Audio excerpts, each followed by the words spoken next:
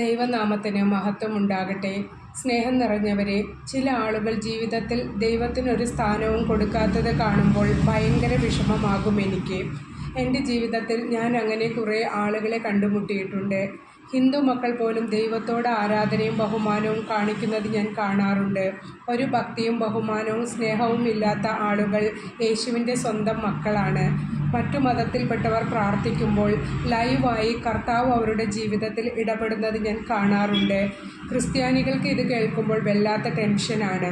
അവർ പ്രാർത്ഥിച്ചു, നടന്നു, ഞങ്ങൾ പ്രാർത്ഥിച്ചിട്ടൊന്നും നടന്നില്ല എന്ന് അവരെന്നോട് കംപ്ലൈൻറ്റ് പറയാറുണ്ട്.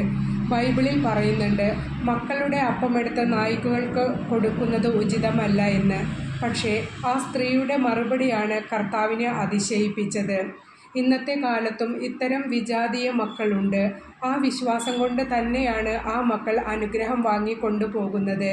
ഞാൻ പാരമ്പര്യ ക്രിസ്ത്യാനിയാണ് എന്ന് പറഞ്ഞ് വെറും കൈയോടെ കർത്താവിൻ്റെ സ്വന്തം മക്കൾ നോക്കിയിരിക്കുന്നു.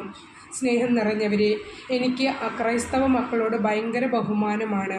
അവർ ഈശോയെ കണ്ണും പൂട്ടി വിശ്വസിച്ച് ആമേൻ പറഞ്ഞു ജീവിക്കുന്നു. നാമമാത്ര ക്രിസ്ത്യാനികൾ ഈശോ പറഞ്ഞ കാര്യങ്ങളൊന്നും മനസ്സിലാവാതെ തെക്കും വടക്കും നടക്കുന്നു. സ്നേഹമുള്ളവരെ, ഇനിയെങ്കിലും യേശുവിൻ്റെ ശക്തി മനസ്സിലാക്കുക. യേശു ഇന്നും ജീവിക്കുന്ന കർത്താവാണെന്ന് ഏറ്റുപറയുക. വിശ്വാസമില്ലെങ്കിൽ നിങ്ങൾക്ക് എന്തെങ്കിലും നേടാൻ സാധിക്കുമെന്ന് നിങ്ങൾ വിചാരിക്കരുത്. പ്രാർത്ഥനയിൽ ഒരിക്കലും മടുപ്പ് തോന്നാതിരിക്കട്ടെ. വിശ്വാസം കൊണ്ട് മാത്രം പലതും നേടിയെടുത്ത മക്കളെ ഞാൻ ഒത്തിരി കാണാറുണ്ട്.